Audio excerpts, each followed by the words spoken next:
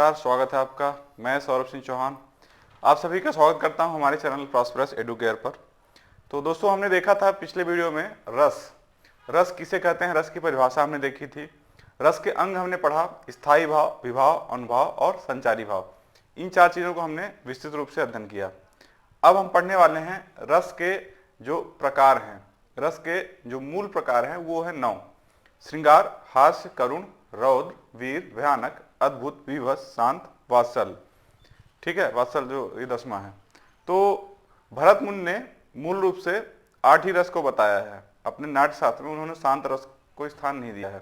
ठीक है, और यहाँ पर हम सारे के सारे रसों का अध्ययन करेंगे। एग्जाम में जो पूछा जाता है एग्जाम में, वो देखिए, अगर वनडे एग्जाम है तो एग्जाम्पल दे देगा, उदाहरण दे देगा, किसी रस का उदाहरण दे देगा और फिर पूछेगा कि इसमें से कौन सा इसमें रस है या कौन सा स्थायी भाव है, ये आपको पहचानना होगा, या कौन सा इसमें आलंबन क्या है, उद्दीपन क्या है ना, ये आपसे पूछ सकता है। और अगर आप राइटिंग वाले हैं, मतलब कि रिटन एग्जाम दे रहे हैं, तो हो सकता है उदाहरण के साथ आपसे पूछा जाए, उदाहरण से ही समझाइए। आज जो हमारा सबसे पहला रस है वो है श्रृंगार रस। क्या है? श्रृंगार रस। ठीक है, श्रृंगार रस का जो स्थायी भाव है वो है रति। क्या है? रति। जब नायक और नायिका के बीच मिलन होता है या संयोग होता है, या फिर नायक और नायिका जब बिछुड़ते हैं, बिछड़ जाते हैं, उस दौरान जिस रस की उत्पत्ति होती है वो होता है श्रृंगार रस। देखिए, ये जो श्रृंगार रस है ये मुख्य रूप से नायक और नायिका के लिए ही है।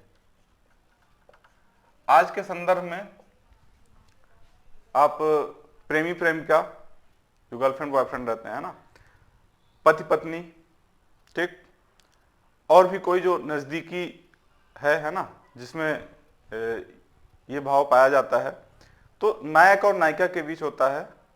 और इस रस में एक मुख्य बात और रहती है, ये जो रस है इसको रसराज भी बोला जाता है। रसराज मतलब कि ये रसों का राजा है। जो इतने सारे 9 रस हैं, इन 9 रसों में सबसे प्रधान रस जो कहा जाता है वो है श्रृंगार रस। कौन सा है? श्रृंगार रस। तो इस प्रकार से श्रृंगार रस के कितने प्रकार हो गए? श्रृंगार रस के 2 भेद हो गए, संयोग श्रृंगार रस और वियोग श्रृंगार रस। ठीक है, अब होता क्या है, इसमें नायक और नायिका के मिलने और बिछोड़ने का बोध होता है। ठीक, इसमें जो विवाह होता है, विवाह में 2 पार्ट होते हैं, आलंबन और उद्दीपन। आलंबन में होते हैं नायक नायिका, है ना, नायक नायिका, आश्रय विषय।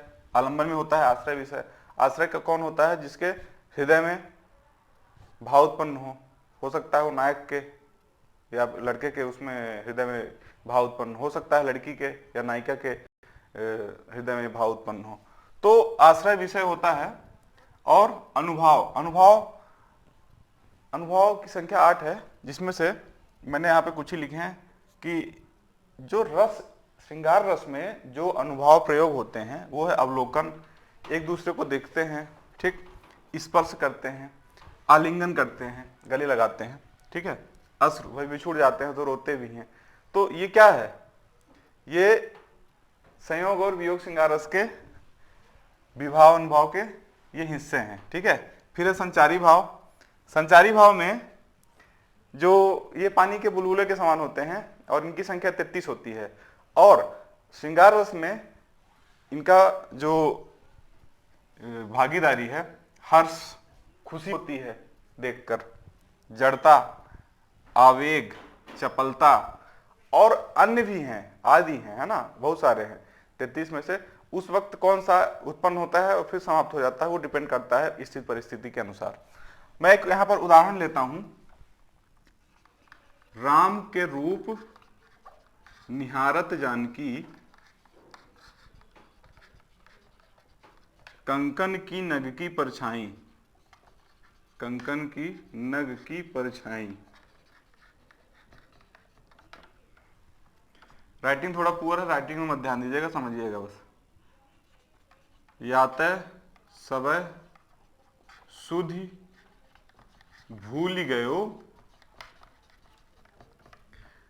कर टेक रहे पलटारत नाही। देखिए मैंने यहां पर उदाहरण लिया है भगवान श्री राम और माता सीता का। नायक कौन हो गया? श्री राम। नायिका कौन हो गई? सीता मां। ठीक। अब यहां पर स्थाई भाव रति हो गया। ठीक है। नायक कौन? राम। नायिका कौन?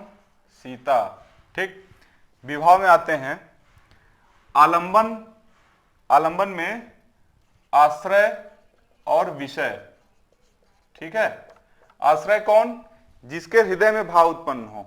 यहां पर किसके हृदय में भाव उत्पन्न हो रहा है इस उदाहरण के अनुसार? राम के रूप निहारत जानकी। राम जी का जो मुखमंडल है, चेहरा है, उसको निहार रही है, देख रही है। कौन? जानकी। तो भाव किसके अंदर उत्पन्न होगा? जानकी के अंदर। तो जानकी कौन हो गई? आश्रय हो गई, है ना। यहां पर जानकी आश्रय हो गई। विषय कौन हो गया? जिसको देखकर। विषय हो गया राम। ठीक है। अब बात करते हैं अनुभाव की।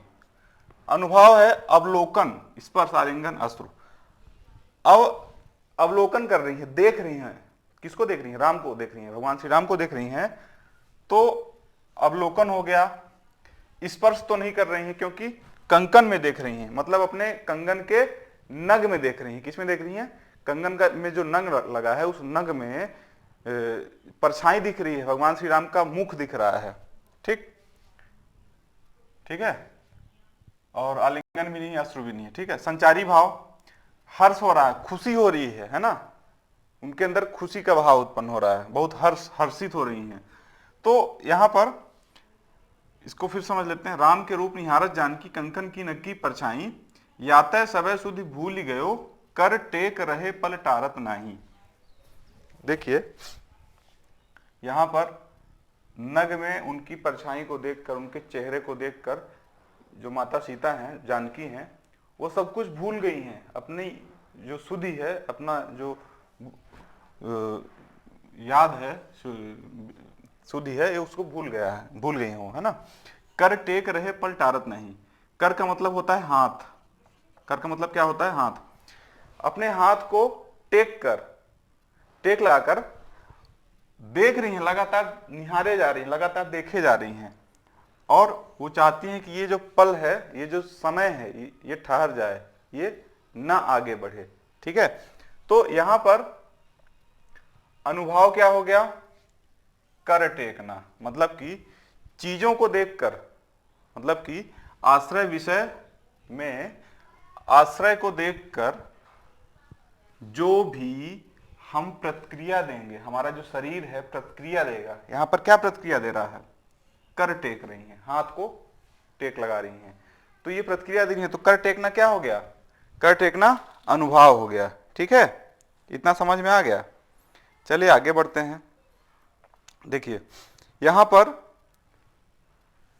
मैंने यहां पर उदाहरण लिया राम और जानकी का। एक और मैं उदाहरण लेता हूं, श्री कृष्ण का और राधा का। श्री कृष्ण और राधा का मैं उदाहरण एक बोले दे रहा हूं और लिखे भी दे रहा हूं। बतरस लालच लाल की मुरली धरी लुकाए, सौह करे भौहन हसे, देन कहे नट जाए, देन कहे नट जाए।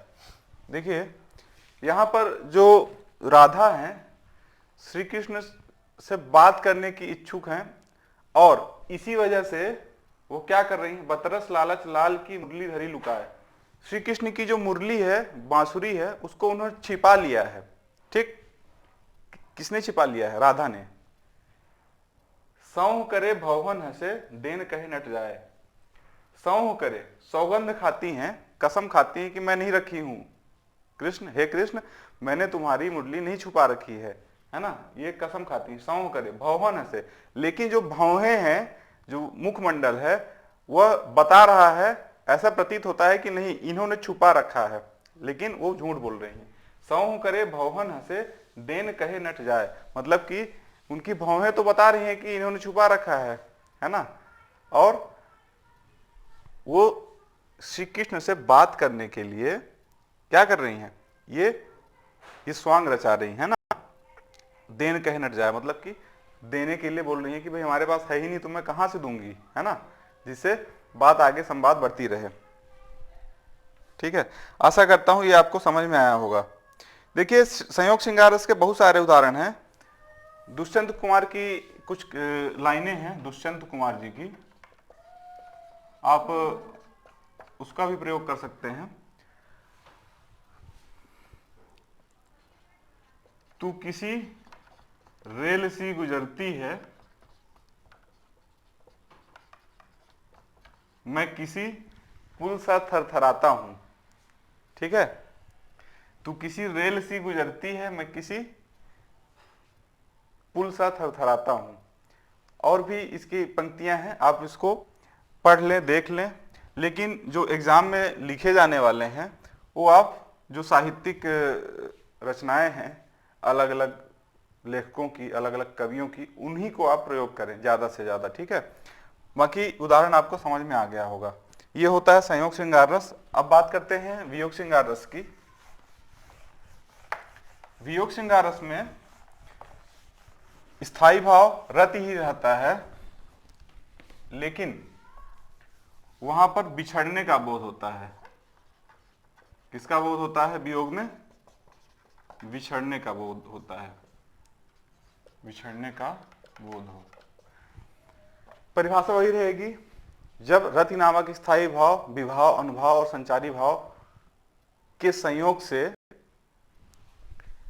श्रृंगार रस की उत्पत्ति होती है, किंतु वहां पर नायक और नायिका के बिछुड़ने का बोध होता है, वो होता है वियोग श्रृंगार रस। ठीक, जब भगवान श्री राम सीता जी से अलग हो जाते हैं, जब रावण हरण कर ले जाता है, उनका किडनैप कर लेता है, तो उस वक्त जब वह मृग का वध करने के बाद जब वापस लौटते हैं तो वह तलाशते हैं कि सीता कहाँ गई, है ना, कुटिया में नहीं मिलती हैं वो, और फिर वो जंगल की तरफ बढ़ जाते हैं और बड़े ही चिंतित होकर पक्षियों से, जंगल से, पेड़ पौधों से, जानवरों से पूछते हैं, कहते हैं, हे खग मृग, हे खग मृग, हे मधुकर श्रेणी, तुम देखी सीता मृगनयनी। मृगनयनी क्या आप कहते हैं? हे खग मृग, हे मधुकर श्रेणी, तुम देखी सीता मृगनयनी। कि हे खग, खग का मतलब होता है पक्षी, है ना, मृग मतलब कि जो हिरण चीतल ये जो प्रजाति है ना। हे मधुकर श्रेणी, क्या तुमने सीता को देखा है जिसके जो नयन है वो मृग के समान है, हिरण के समान, हिरणी के समान जिसके नयन है, क्या उसको तुमने देखा है? तो इस तरह से चिंतित होकर वो पूछते हैं कि मेरी सीता कहाँ गई। तो यहाँ पर वियोग श्रृंगार रस होने का बोध होता है, ये क्योंकि अलग हो रहे हैं, अलग होने पर उसे पाने की लालसा है, इच्छा है, लेकिन वो उसे नहीं मिल पा रहे, है ना। तो उदाहरण अनेकों अनेक हैं। उदाहरण आप ज्यादा से ज्यादा, अगर आपको उदाहरण लिखने जो भी आपको सरल और स्पष्ट लगे, आप किसी उदाहरण को प्रयोग कर सकते हैं, बस वो साहित्यिक रहना चाहिए, ध्यान दीजिएगा इस चीज का। तो इस तरह से हमारा जो श्रृंगार रस है वो समाप्त होता है। मैं आशा करता हूं ये जो वीडियो है आपको पसंद आया होगा। अगर आपको कहीं पर डाउट है तो आप इसको जरूर पूछें, कमेंट बॉक्स पर लिखें, और हमारे वीडियो को ज़्यादा से ज़्यादा शेयर किया करें। धन्यवाद, जय हिंद।